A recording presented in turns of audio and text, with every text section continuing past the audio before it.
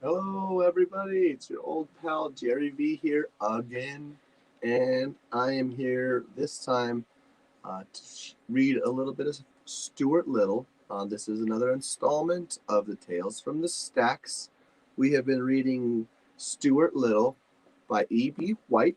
I'd like to say thank you very much to HarperCollins for allowing us to read this, and we will start. If you guys remember that old Stuart has been up to quite a bit of an adventure up to this point. He has seen, oh, so many different things in his course of his years growing up in the little house. So if you haven't had a chance to check out any of what we've been reading, go back and take a look at some of those past readings. Miss Jessica's been a part of them, so you guys get a chance. Um, as always, give us a thumbs up, give us a like, give us a comment. We want to hear back from you guys. So, without further ado, let's start with Stuart Little. We're in chapter 9, and this is going to be the automobile.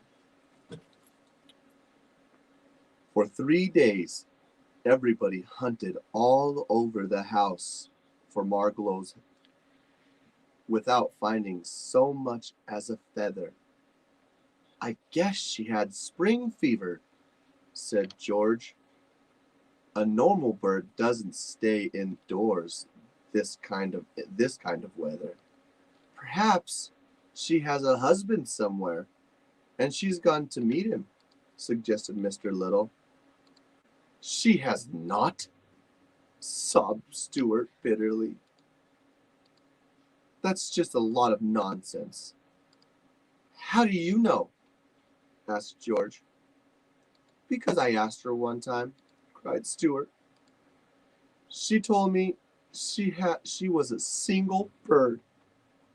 Everybody questioned Snowbell closely, but the cat insisted he knew nothing but about Margolo's disappearance. I don't see why you have to make such a fuss about me just because that I disagree. Little Chippy flew the coop, said Snowbell irritably. Stuart was heartbroken. He had no appetite, refused food, and lost weight. Finally, he decided that he would run away from home without telling anybody and go into the world and look for Margolo.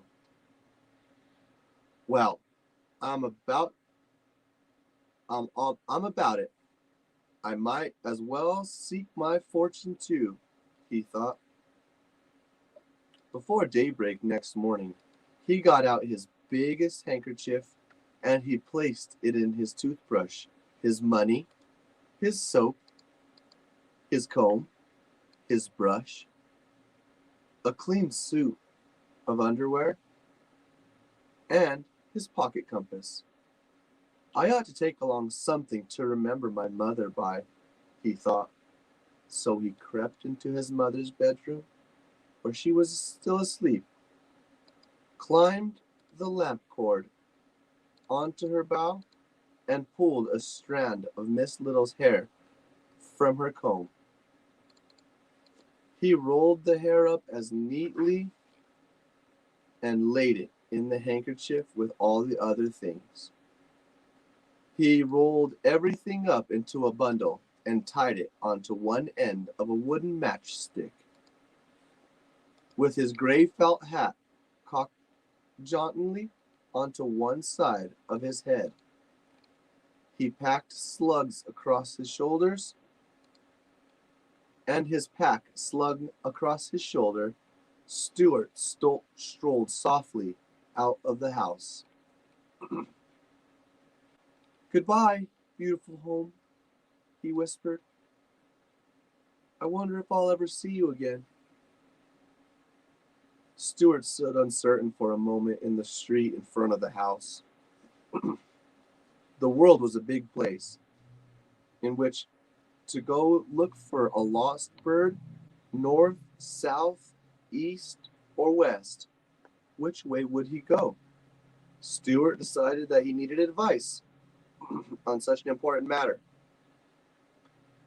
So he started uptown to find his friend, Dr. Carey, the surgeon dentist owner of the schooner Wasp. The doctor was glad to see Stuart. He took him right into his inner office where he was busy pulling a man's tooth.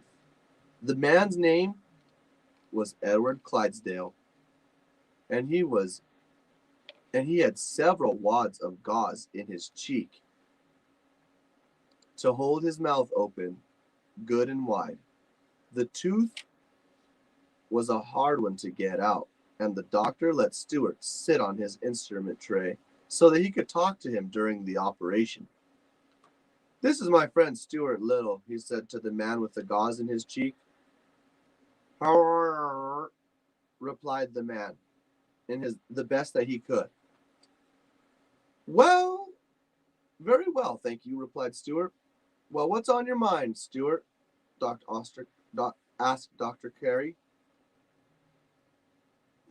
seizing hold of the man's open tooth with a pair of pincers, and gave it a strong pull. "I ran away from home this morning," explained Stuart. "I'm going onto the world to seek my fortune and to look for a lost bird. Which direction do you think I should start out?"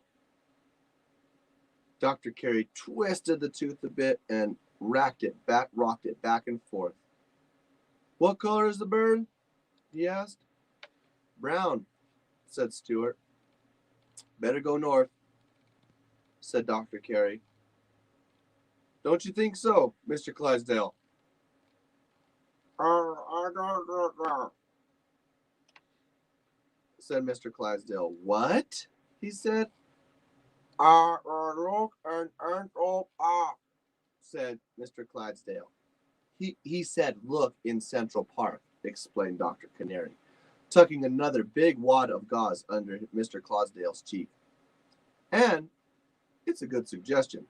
Oftentimes, people with decaying teeth have sound ideas. Central Park is a favorite place for birds in the spring." Mr. Clydesdale was nodding his head vigorously, and he seemed to speak again. "If not a bird in Central Park, an ark tavern of the Florida Railroad, a nook in Connecticut." "What?" cried Stuart, delighting with all kinds of new talk. What? Say Mr. Clydesdale? "If you don't okay the bar in Central Park, egg of you know say Central Park I will Connecticut." He said, if you can't locate the bird in Central Park, take the New York, New Haven, and Hartford Railroad train and look in Connecticut, said Dr. Canary. And then he removed the rolls of gauze from Mr. Clydesdale's mouth. "Rinse, please," he said. Mr. Clydesdale took the glass of water that was beside his chair and rinsed his mouth out. "Tell us, Stuart," said Mr. Carey. "How are you traveling? On foot?" "Yes, sir," said Stuart. "Well, I think you'd better have a car. As soon as I get this tooth out, we'll see what we can get done about it. Open, please, Mr. Clydesdale." Dr. Carey grabbed the tooth with the pincers again, and this time he pulled so long and so hard and with such determination that the tooth popped out, which was a great relief to everybody, particularly Mr. Clydesdale. The doctor then led Stuart into another room.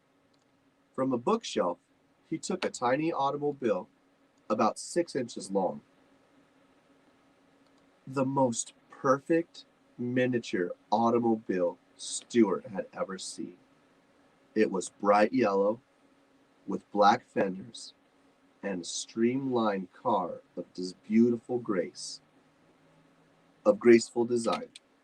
I made this myself, Dr. Carey said. I enjoy building model boats. I enjoy building model cars and boats and other things when I'm not extracting teeth. This car has a real gasoline motor in it, and it has quite a deal of power. Do you think you'll be able to handle it, Stuart? Certainly, replied Stuart, looking at the driver's seat and blowing the horn. But isn't it going to attract too much attention? Won't everyone stop and stare at such a small automobile? They would if they could see you, replied Dr. Carey, but nobody will be able to see you. You're in a car. Why not? Said Stuart. Because this automobile is thoroughly modern.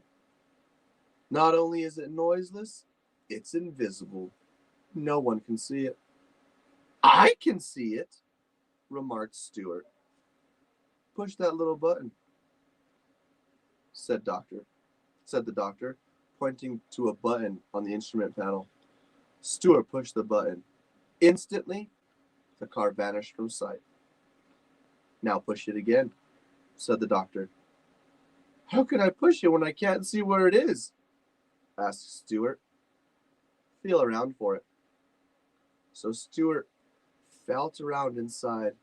His hand came in contact with the button. It seemed like it was the same button, and Stuart pushed it. He heard a slight grinding noise and felt something slip from under his hand. Hey, watch out! Dr. Carey cried. You pushed the start button. She's off. There she goes. She's away. She's loose in the room. Now we'll never catch her. He grabbed Stuart up and placed him on the table where he wouldn't get hit by a runaway car. Oh, mercy, mercy, Stuart cried when he realized what he had done. It was very awkward. It was a very awkward situation. Neither Dr. Carey nor Stuart could see the little automobile, yet it was rushing all over the room under its own power, being into things. First, there came in a crashing noise over the fireplace. The hearth broom fell down. Dr. Carey leapt from the spot and pounced onto the place where the sound had come from. But though he was quick, he had hardly got his hands on the place where there was another crash by the wastebasket. The doctor pounced again. Pounce, crash, pounce, crash. The doctor was racing all over the room, pouncing and missing. It was almost impossible to catch a speeding invisible model automobile, even when one is a skillful dentist. Uh-oh, yelled Stuart, jumping up and down. I'm sorry, Dr. Carey. I'm dreadfully sorry. Get the butterfly net, shouted the doctor. I can't, said Stuart. I'm not big enough to carry the butterfly net. That's true, said Dr. Carey. I forgot. My apologies, Stuart.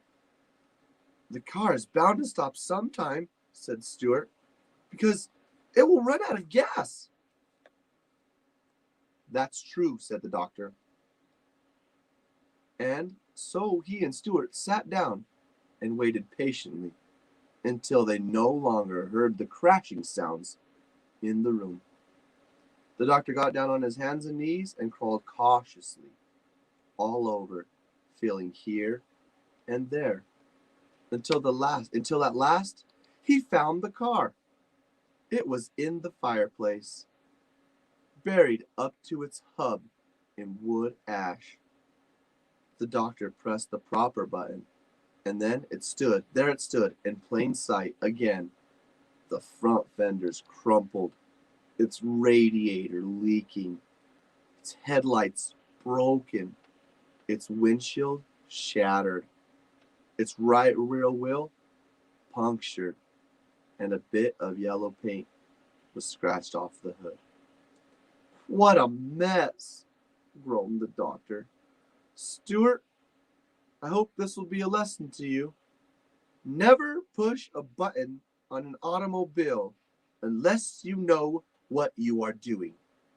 Yes, sir, replied Stuart, his eyes filled with tears, each tear being smaller than the drop of dew. It had been an unhappy morning, and Stuart was already homesick. He was sure he was never going to see Margalo again.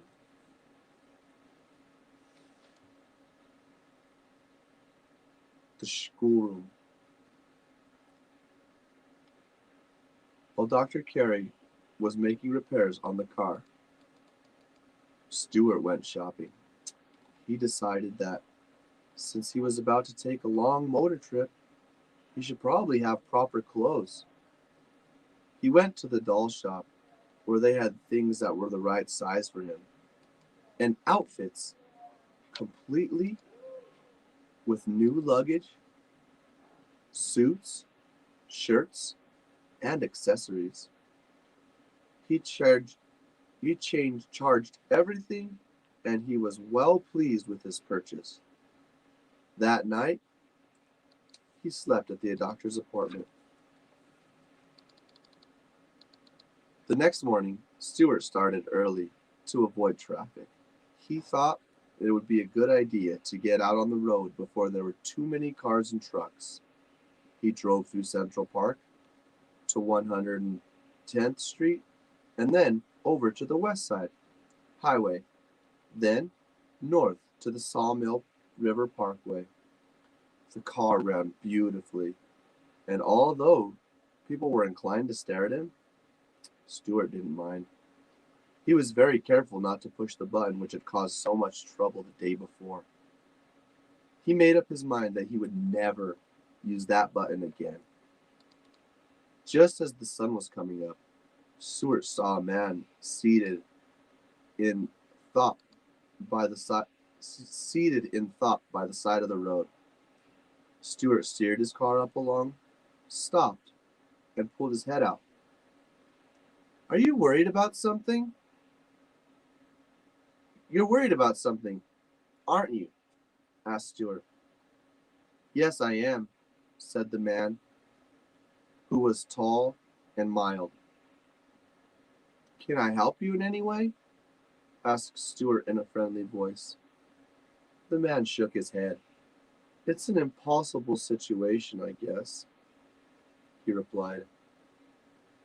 You see, I'm the superintendent of the school in town. That's not an impossible situation, said Stuart. It's bad, but it's not impossible. Well, continued the man, we've always got problems that I can't solve. Today, for instance, one of my teachers is sick. Mrs. Gunderson, her name is. She teaches number 7 school. I've got to find a substitute for her, a teacher who will take her place. What's the matter with her? Asked Stuart. I don't know exactly, the doctor said. She may have rhinestones, replied the superintendent. Can't you find another teacher? Asked Stuart. No, that's the problem. There's nobody in town who knows anything. No spare teachers. No anything. School is supposed to begin in an hour. I'll be glad to take Mr. Gunderson's place for the day if you'd like, suggested Stuart agreeably. The superintendent looked up. Really? Certainly, said Stuart. Glad to. He opened the door to the little car and stepped out, walked around to the rear, opened the bag compartment, and took out his suitcase. If I'm to conduct a class in the schoolroom, I'd better take off these motoring toggles and get into something more suitable, he said. Stuart climbed the bank, went to the bushes, and and was back in a few minutes, wearing a pepper and salt jacket, old striped trousers, a Windsor tie, and spectacles. He folded his other clothes and packed them away in the suitcase. Do you think you can maintain discipline? Asked the superintendent. Of course I can, said Stuart.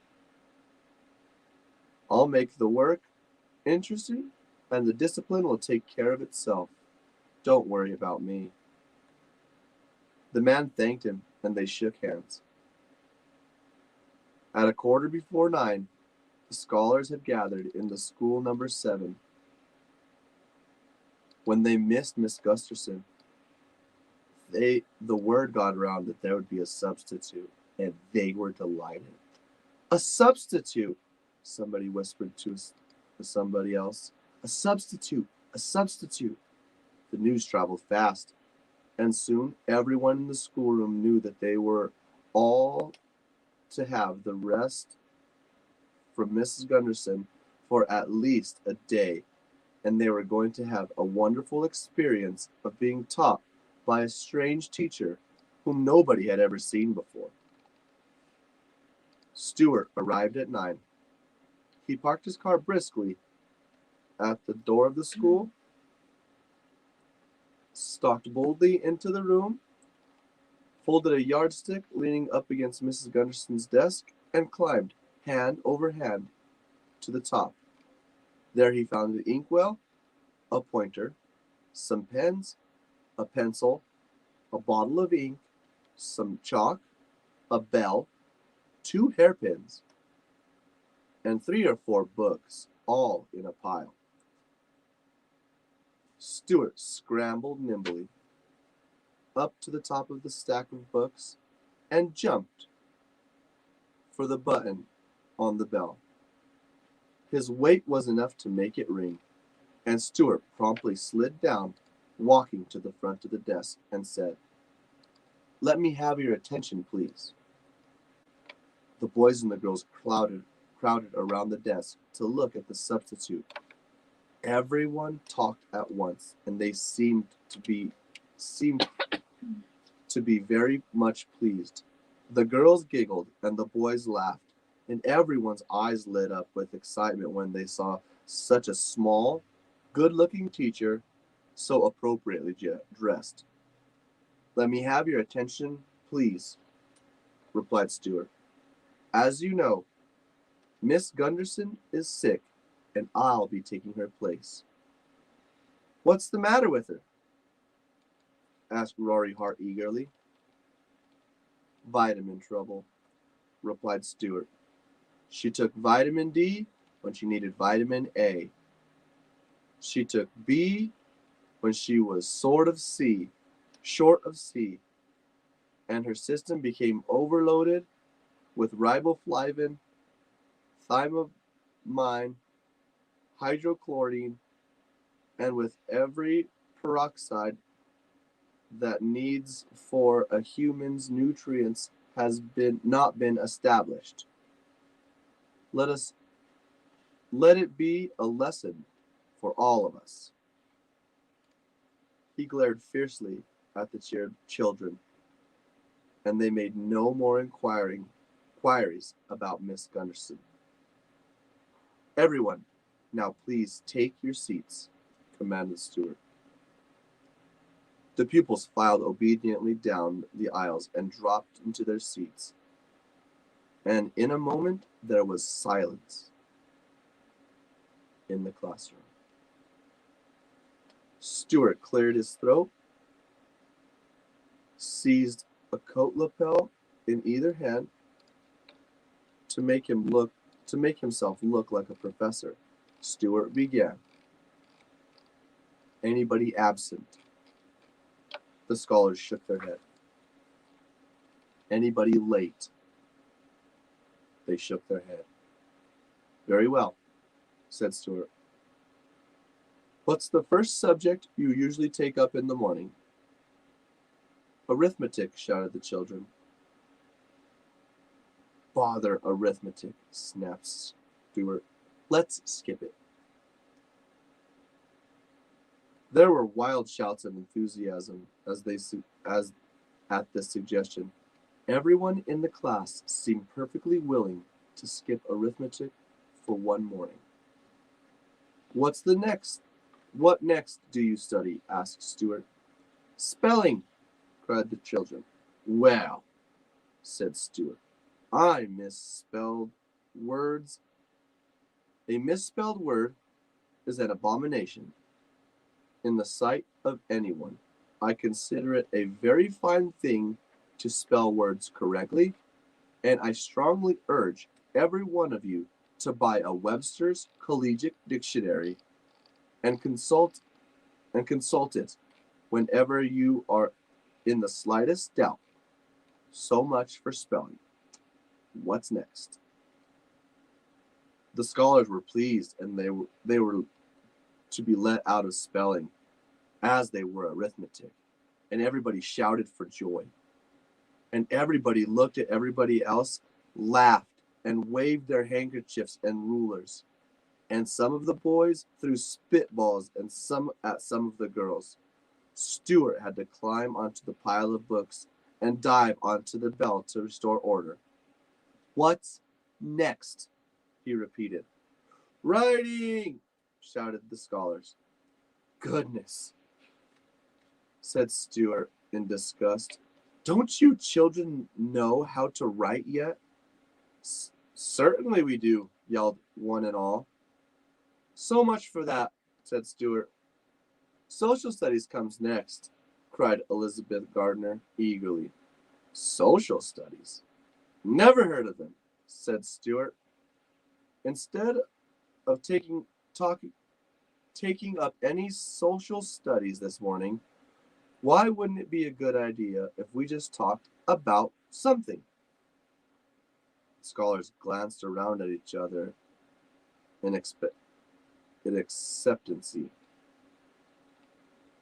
That's the word.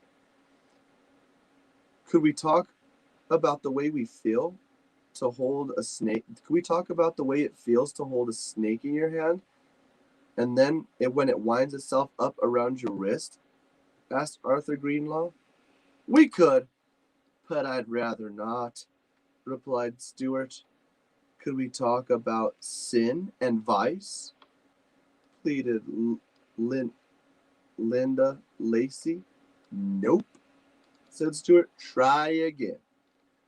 Could we talk about the fat woman in the circus and when she had her hair all over her chin? Begged Isidore Fenningberg remissantly. No, said Stuart. I'll tell you. Let's talk about the king of the world. He looked around the room, hopefully that some of the children would know who he was, liked the idea. There isn't any king of the world, said Harry Jameson with disgust. What's the diff? Said Stuart. There ought to be one. Kings are old-fashioned, said Harry.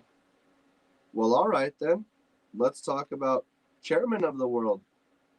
The world's got into a lot of trouble because there has no chairman, and I would like to be the chairman of the world myself. You're too small, said Mary Bendix. Oh, fish feathers, said Stuart. Size has nothing to do with it. It's temperament and ability that counts. The chairman has to have the ability, and he must know what's important. How many of you know what's important? Up went all the hands. Very good, said Stuart, cocking one leg across the other and shoving his hand into the pocket of his jacket. Harry Rackmeyer, you tell me what is important.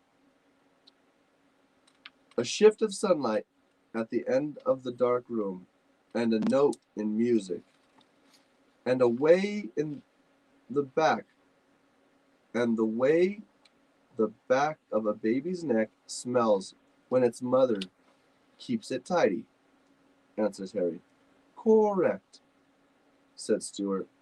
These are important things. You forgot one thing, though, Mary Bendix said.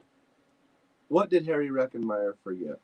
You forgot ice cream with chocolate sauce on it, said Mary quickly. Exactly, said Stuart.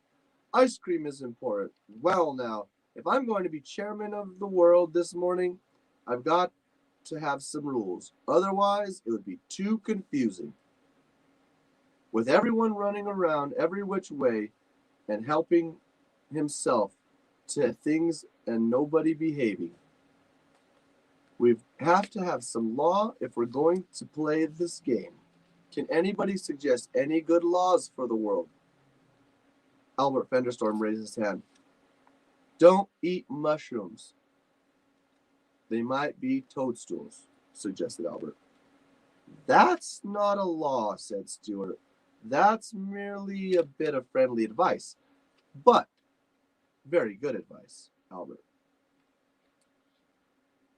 But advice and law are not the same. Law is much more solemn than advice. Law is extremely solemn. Anybody else think of law in this world? Nix on swooping anything, suggested John Powdersky solemnly. Very good, said Stuart. Good law. Never poison anything but rats, said Anthony Bendersty. That's not a good idea, said Stuart. It's unfair to rats. A law has to be fair to everybody. Anthony looked sulking, but rats are unfair. He said rats are objectable. I know that they are, said Stuart, but it's far from a rat's point of view. Poison is objectable. A chairman has to see all sides to a problem. Have you got a rat's point of view? Asked Anthony. You look like a rat. No, replied Stuart. I have no more point of view than a mouse, which is very different. I see things whole. It's obvious to me that rats are underprivileged, that they've never been able to get out in the open. Rats don't like the open, said Agatha Bertzka. That's because whenever they come out, somebody socks them. Rats might like to come out in the open if they were allowed to use it. Any other ideas on laws? Agnes Bertzka raised her hand. There ought to be laws against fighting.